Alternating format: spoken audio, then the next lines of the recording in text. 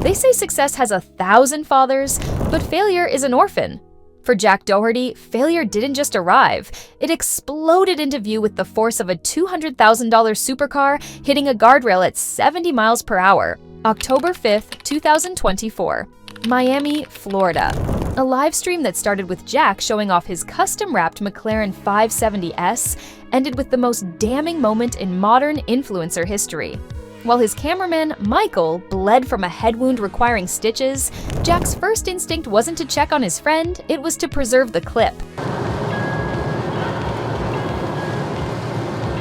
Holy f***. You have film on that phone too.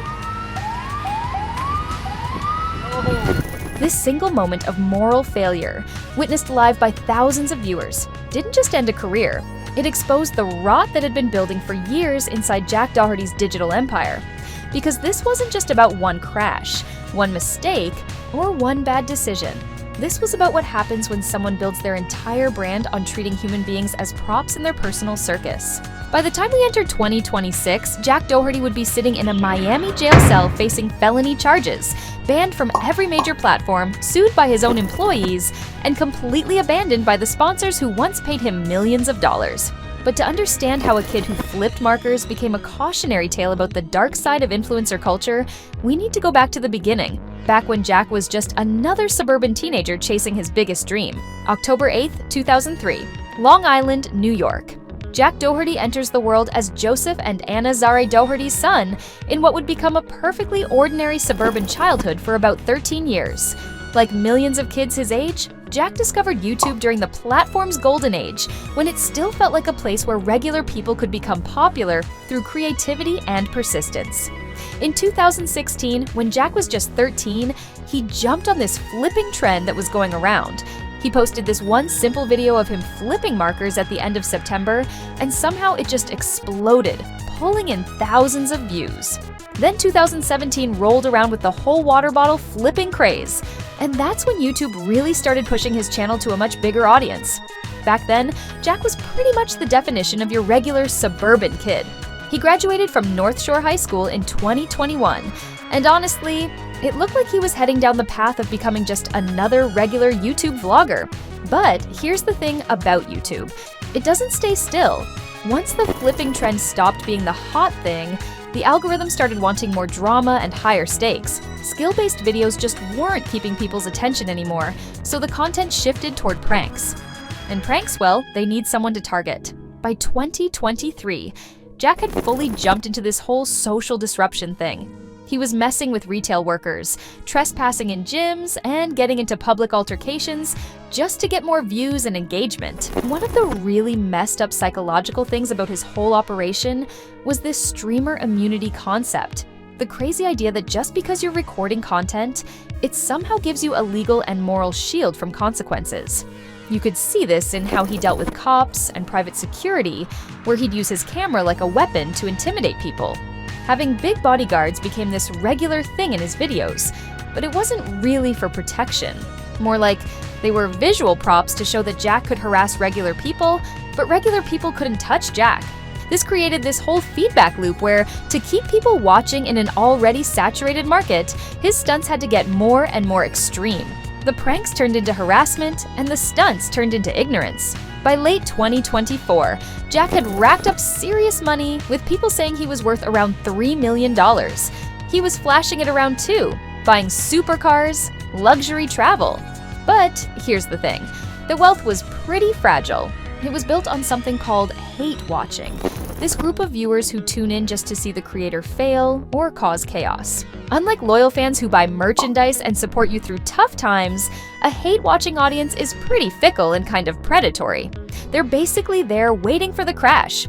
On the morning of October 5th, 2024, Jack was live streaming on Kick while driving his custom-wrapped McLaren 570S, which is worth around $200,000. The McLaren 570S is no joke.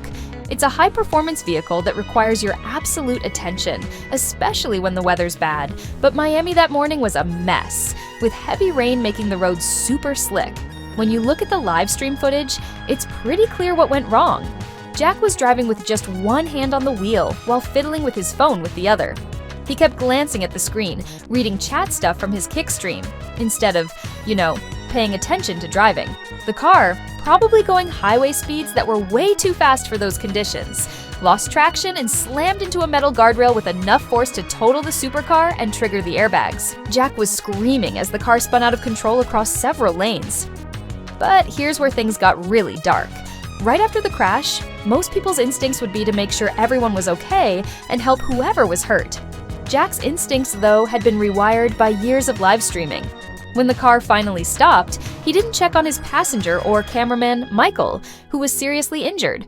Instead, he told his cameraman, at this point, Michael was holding his arm and bleeding badly from a head wound that would later need stitches.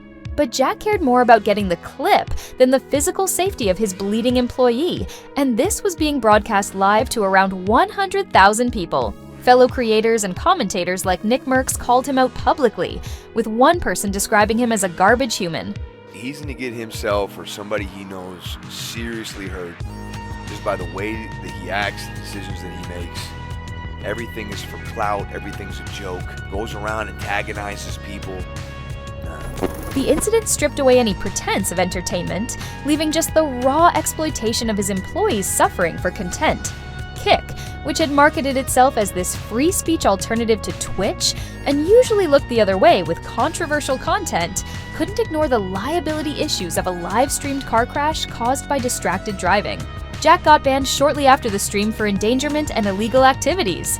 A spokesperson for Kick said their guidelines prioritize safety and prohibit illegal acts. While the ban wasn't clear about being permanent at first, it was the first major cut to his income pipeline. Jack spent the rest of 2024 trying to get back on Kick. On January 9th, 2025, he eventually got unbanned. This could have been his chance for a redemption story. However, he went right back to the exact same behavior that made him infamous. He started his public confrontations again. And 9 days later, on January 18th, 2025, he got banned again from the platform. This second ban happened because of a live-streamed fight between Jack, his security team, and another popular streamer, Neon.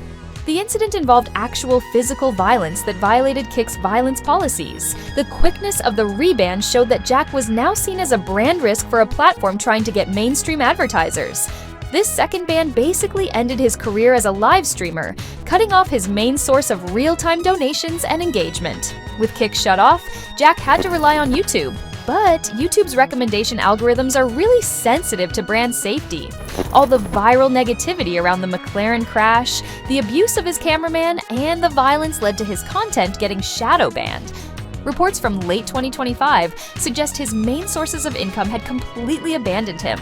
Without sponsor deals, the high cost of his production became impossible to sustain. By the end of 2025, Jack wasn't just losing views anymore. Platforms were closing doors, money was drying up, and without an audience or accountability, his behavior got worse.